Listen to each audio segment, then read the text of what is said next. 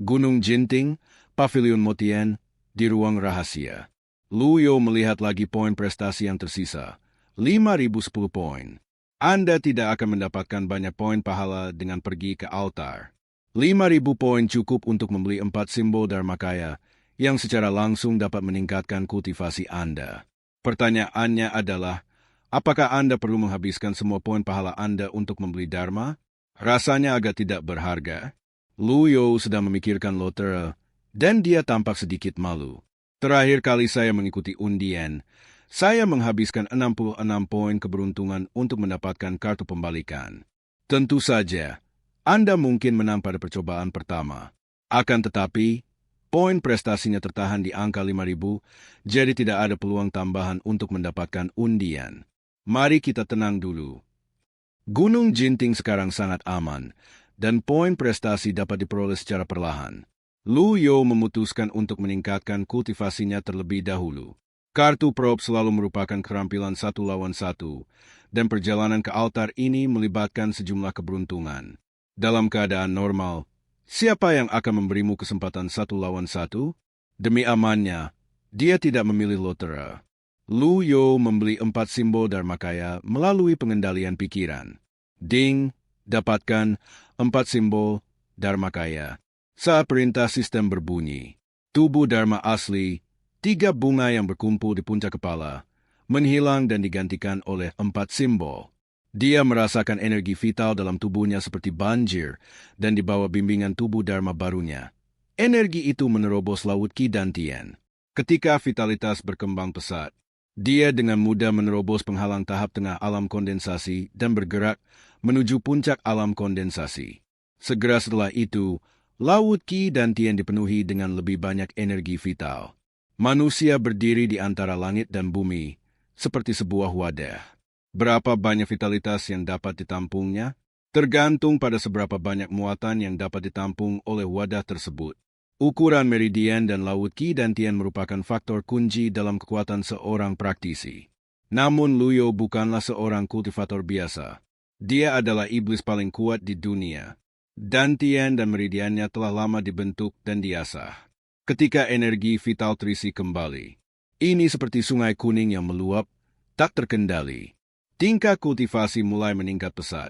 Ini, Lu Yo duduk bersila untuk menenangkan pikirannya, tidak berani lalai, dan fokus pada peningkatan wilayahnya. Pada saat yang sama, ia juga mengerti, saat pertama kali mendapatkan sistem ini, tingkat kultivasinya adalah body tempering tingkat ke-9. Body tempering melatih urat, tulang, dan kulit yang telah dikuasai Jitian Dao dan tidak perlu dilatih lagi. Adapun 5 lubang mendalam dan pemusatan kesadaran. Semuanya agak mirip dengan pengembangan kemauan. 8 meridian Brahma berfungsi untuk membuka 8 meridian, dan Jitian Dao telah membukanya sejak lama. Dengan kata lain, seberapa jauh seseorang dapat mencapai ranah kultivasi saat ini bergantung pada tingkat Dharmakaya dan jumlah energi vital yang diserap. Tidak ada yang namanya 8 meridian yang tidak dapat terbuka. Jika Dharmakaya dan energi vitalnya mencukupi, ia dapat langsung mencapai 8 meridian laut Brahma. Kitab surga. Lu Yo diam-diam melafalkan kitab suci itu. Entah kenapa, ia selalu merasa bahwa membaca kitab suci pada waktu-waktu seperti ini akan membuatnya lebih mudah berkonsentrasi dan menenangkan diri, serta menyingkirkan pikiran-pikiran yang mengganggu. Saat antarmuka buku surgawi terbuka, karakter-karakter yang tidak jelas mulai terlihat. Setelah Ming Xin membawa Zhao Yue ke gua si Guo, jadi dia tinggal di dalam gua, mondar-mandir.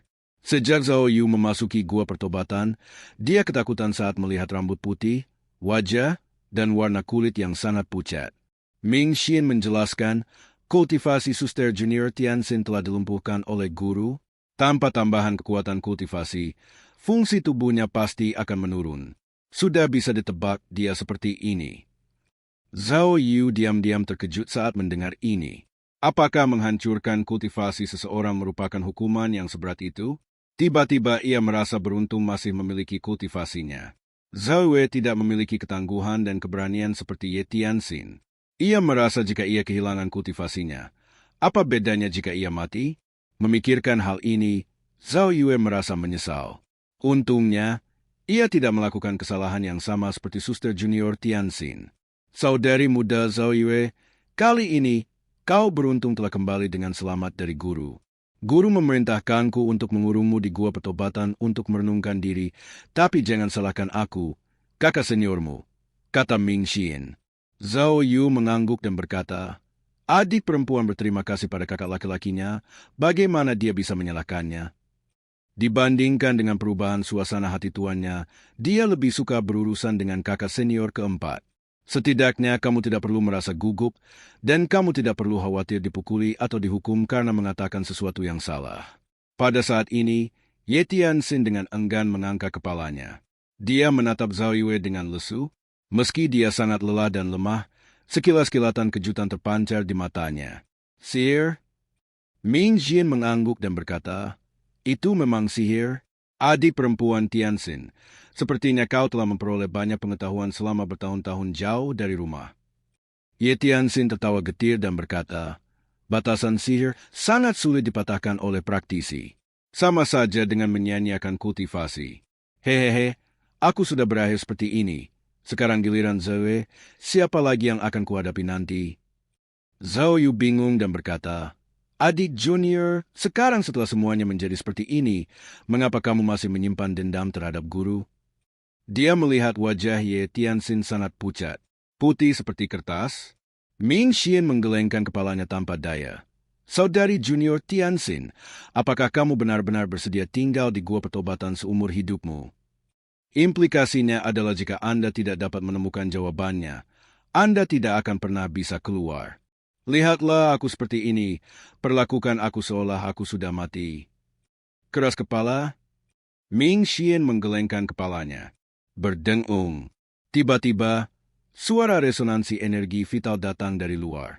Ming Xin sedikit mengernyit dan berkata, kalian harus merenungkan diri di sini. Aku akan datang menemui kalian setiap hari. Selamat tinggal, kakak senior. Zhao Yu mengangguk. Ding. Disiplinkan Zhao Yue, dapatkan 100 poin prestasi, dan tingkatkan loyalitas sebesar 5. Ming Xin keluar. Dia melihat dengan curiga ke arah asal suara resonansi itu, pavilion langit iblis. Meskipun amplitudo resonansi energi vital sangat kecil, dia tetap merasakannya sekaligus. Apakah ada yang membuka meridian di pavilion langit iblis? Bagaimana para pembudidaya Laut Brahma menyelinap ke Gunung Jinting? Ming Xin bingung, tapi bagaimanapun juga, tempat seperti pavilion surga iblis bukanlah tempat yang bisa dimasuki tikus. Kau cukup berani, biar kutunjukkan bagaimana aku akan menghadapimu. Setiap langkah setinggi 30 kaki, meninggalkan jejak bayangan di sepanjang jalan. Bagaimana mungkin Tom, Dick, atau Harry bisa menyelinap ke pavilion surga iblis yang perkasa di Gunung Jintian? Kalau Tuan menyalahkan aku akan mendapat masalah besar. Terakhir kali penghalang Gunung Jinting ditembus, Yo Jifeng memanfaatkan kesempatan itu dan menyerang sang guru. Ia beruntung tidak disalahkan, tetapi bahkan Ming Xin pun kesal karena hal-hal seperti itu terus terjadi. Tuan Empat, saya kebetulan melewati gunung belakang. Bagaimanapun, Yo Jifeng dulunya adalah murid tertua sekte Tianjian, seorang kultivator di alam Shenting, dan seorang pemimpin di antara para kultivator. Ia juga merasakan pergerakan yang tidak biasa di pavilion Moktian. Melihat Ming Xin melintas, ia tentu saja tidak bisa menahan diri untuk bertanya lagi. Keluar, aku akan kembali dan menghajarmu, geram Ming Xin. Yo Jifeng terkejut. Telinganya mati rasa karena gelombang suara yang membawa vitalitas, dan dia mundur beberapa langkah. Lalu saya tertegun. Benarkah tidak ada orang biasa di antara para pemimpin iblis di pavilion surga iblis? Ketika Ming Xin tiba di pavilion surga iblis, dia melihat Xiao Yuan Er berjalan-jalan di pavilion dan menghindar. Adik perempuan, apakah kau melihat ada kultivator dari dunia luar yang menyelinap ke pavilion surga iblis? Yuan Er kecil bertanya dengan ragu. Tidak, ada apa? Sosok Ming Xin berkelebat saat ia bergerak ke kiri dan kanan di pavilion dengan kecepatan hantu, meninggalkan jejak bayangan yang terus-menerus. Yuan Er kecil terpesona dengan apa yang dilihatnya. Yuan Er kecil merasa hal itu cukup lucu, jadi dia berpuk tangan dan berkata, saudaraku, metode jantung Kimu sungguh hebat. Desir? Ming Xian melintas di depan Xiao Yuan Er, dan bayangan lainnya lenyap dalam sekejap. Dia menatap Xiao Yuan Er dengan serius dan berkata, "Apakah kamu benar-benar tidak melihatnya?" "Aku benar-benar tidak melihatnya." Xiao Yuan Er menusuk jari telunjuk kanannya dengan jari telunjuk kirinya dan menatap kakak laki-lakinya dengan bingung. "Di mana guru?" "Beristirahat." Xiao Yuan Er menunjuk ke arah ruang rahasia. Meskipun itu adalah ruangan rahasia, itu juga merupakan tempat bagi Luyo untuk beristirahat. Dia biasanya makan dan tinggal di pavilion timur pavilion surga iblis. Ruang rahasia? Ming Xian menatap ke arah ruang rahasia dengan bingung, lalu berjalan mendekat. Xiao Yuan Er menghentikan Ming Xian dan berkata, "Kakak, guru berkata bahwa kami tidak boleh mengganggumu." Ming Xian mengangkat tangannya, membuat gerakan menyuruh diam, dan berbisik, "Aku hanya melihat-lihat." Lagi pula, dia berjalan hati-hati menuju ruang rahasia. Dia pada dasarnya yakin bahwa sumber aura itu berada di arah ruang rahasia. Mungkinkah dia masuk ke ruang rahasia sang guru untuk mencuri, dan sang guru tidak ada di sana sama sekali? Atau ada hal lain yang tersembunyi? Dia melangkah selangkah demi selangkah. Pada saat yang sama, Luyo memusatkan seluruh perhatiannya. Ada keheningan di ruang rahasia itu. Ledakan energi tadi membuat energi vitalnya menembus 8 meridian. Namun, yang membuat Luyo merasa aneh adalah meskipun 8 meridian telah dibuka selama periode Jitian Dao, ia merasa bahwa kekuatan energi vital setelah menembus 8 meridian jauh lebih lemah. Itu seperti parit yang telah digali sejak lama, tetapi energi vital yang terkumpul hanya sebanyak seember air. Sesuai urutan latihan normal, seseorang harus terlebih dahulu membuka meridian Ren dan Du, lalu membuka meridian Chong, Dai, Yang Wei, Yin Wei, Yang Kiao, dan Yin Kiao. Hanya ketika seseorang telah mencapai kultivasi yang cukup, seseorang dapat membuka 8 meridian tersebut. Semakin tinggi kultivasi yang dibutuhkan untuk membuka setiap meridian, semakin tinggi pula tingkat kultivasi yang dibutuhkan. Luzo melakukan yang sebaliknya. Tingkat tubuh Dharma terlalu rendah yang membatasi penyerapan energi vital. Meridian kedua Laut Brahma dapat digunakan untuk mengolah 5 ki yang berkonvergensi ke asal. Meridian keempat dapat digunakan untuk mengolah pemisahan dan penggabungan 6 Yao. Dan puncak dari 8 meridian adalah transformasi jiwa 7 bintang Dharmakaya. Alam besar ini mencakup 3 tubuh Dharma. Kesenjangan kekuatannya sangat besar. Terlebih lagi, tubuh Dharma Luzo hanyalah 4 simbol. Luyo tidak berhenti berlatih, tetapi terus membaca kitab surgawi. Seperti biasa, setiap kali aku berkonsentrasi membaca, aku tenggelam di dalamnya dan tak dapat menahan diri. Jelas itu sangat membosankan dan dia tidak bisa memahaminya, tetapi dia menikmati perasaan ini. Lalu, perasaan dingin samar itu muncul dari Laut Qi dan Tian, melalui 8 meridian luar biasa, menyebar ke seluruh tubuh. Hati setenang air, dan pikiran jernih. "Guru, guru?" Suara Ming Xian terdengar di telingaku. Ming Xian telah tiba di pintu ruang rahasia dan berbaring di celah, ingin mengetahui apa yang ada di dalamnya. Namun, pintu ruangan rahasia ini tidak ada apa-apanya dibandingkan dengan pintu rumah orang biasa. Pintunya kedap udara dan tidak ada yang bisa dilihat. Jadi dia mencoba memanggil. Tak lama kemudian, suara gemuruh pelan terdengar dari ruang rahasia.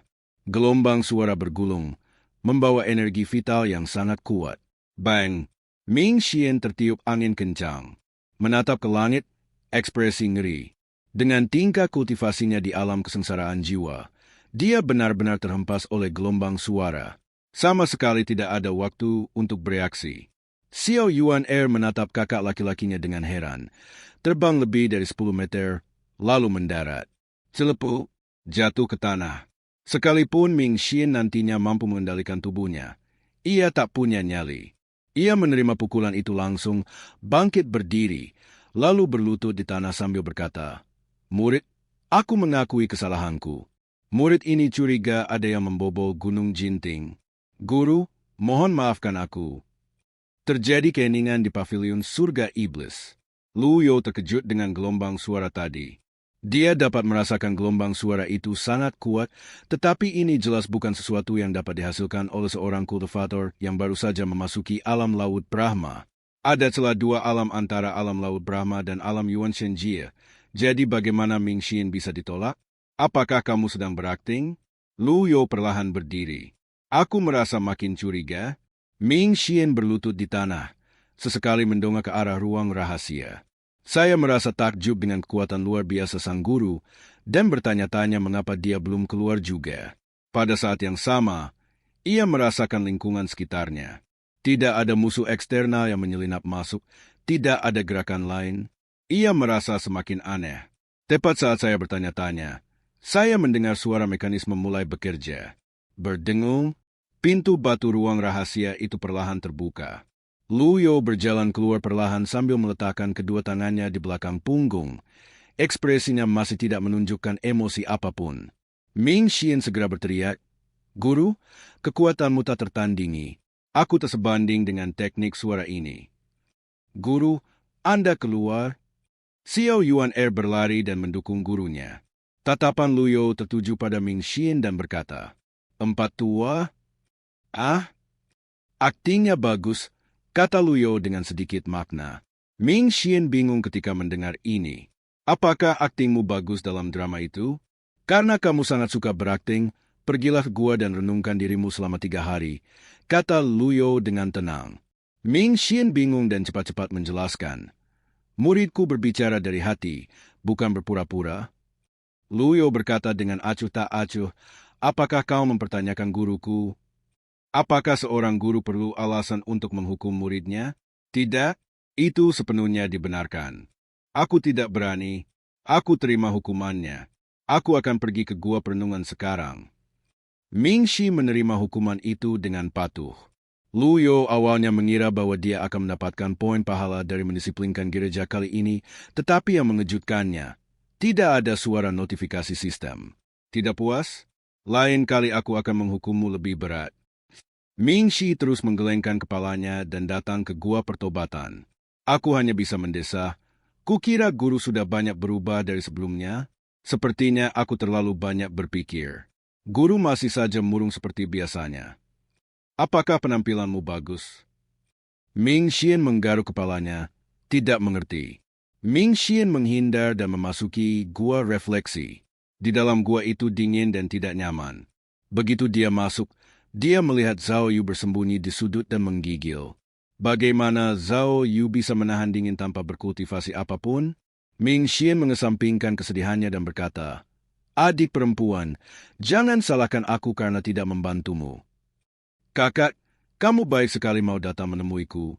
Beraninya aku membiarkanmu bertindak," kata Zhao Yu sambil menoleh ke arah Ye Tianxin. "Aku hanya takut adik Tianxin tidak akan sanggup bertahan lebih lama lagi." Kepala Ye Tianxin terkulai ke bawah, dan dia tampak agak lesu karena dia telah berada di dalam gua untuk waktu yang lama. Seluruh orang tersebut mengantuk dan pada dasarnya koma. Meskipun kultivasinya dihancurkan oleh gurunya, kondisi fisiknya masih ada, dan dinginnya gua si gua tidak akan menyebabkan dia kehilangan nyawanya. Ming Xian merasa curiga dan berjalan menuju Ye Tianxin. Bantu Ye Tianxin berdiri, Ming Xian terkejut dan hampir mendorongnya. Karena dia menemukan kulit Ye Tianxin sangat putih, seputih batu giok putih. "Rambutku jauh lebih putih daripada terakhir kali aku datang. Tanpa kultivasi, fungsi tubuh akan menurun, tetapi tidak sampai sejauh ini. Apa yang sedang terjadi?" Ming Xian mengerutkan kening. Bagaimanapun, ini jelas tidak normal. Zhao Yu bertanya, "Kakak keempat, adik perempuan Tianxin, ada apa?"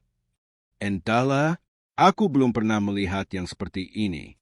Ini tidak terlihat seperti cedera, juga bukan efek samping dari kultivasinya yang menghilang. Perhatikan baik-baik." Ming Xian mengalihkan pandangannya, menyiratkan bahwa kulitnya tidak berkerut dan sangat halus dan rata, lebih mirip giok putih. Namun, dia tidak tahu mengapa dia pingsan. "Adik Zhao Yue, tolong jaga dia baik-baik dulu. Saya akan pergi dan memohon belas kasihan guru." "Kakak, adik Tianxin telah membuat kesalahan besar. Bagaimana jika guru tidak peduli?" Zhao Yu sedikit khawatir. Ia merasa bahwa situasi Ye Tianxin tidak sesederhana kultivasinya yang hancur. Situasinya kritis. Ming Xian segera meninggalkan Gua Si Guo. Dia melihat para kultivator wanita dari istana Yan Yue sibuk berkeliling. Jadi dia berteriak, "Siapkan tandu." 4. Tuan 4, untuk apa Anda membutuhkan tandu? Lakukan saja apa yang diperintahkan. Tak perlu basa-basi. Ming Xian tidak punya waktu untuk menjelaskan kepada mereka. Teriakan pelan ini membuat para penggarap wanita yang lewat menjadi sedikit gugup. Selama masa ini, para kultivator wanita istana Yan Yue, selain merawat Gunung Jinting dan memperbaiki bangunan yang rusak, semuanya tinggal di pavilion barat pavilion Surga Iblis. Meskipun mereka merasa bahwa para iblis pavilion Surga Iblis memiliki temperamen yang aneh, itu lebih baik daripada kehilangan nyawa mereka. Ming Xian memberi perintah, dan mereka pun menuruti perintahnya. Tidak lama, Ming Xian datang ke aula utama pavilion Surga Iblis. Melihat tuannya dan Xiao Yuan masih di sana, dia mempercepat langkahnya. Lu Yo mengerutkan kening. Yang keempat ini benar-benar tidak yakin. Ming Xian tidak terlalu memikirkannya. Ia berlutut dan berkata, "Guru, Suster Tianxin, saya tidak tahan lagi.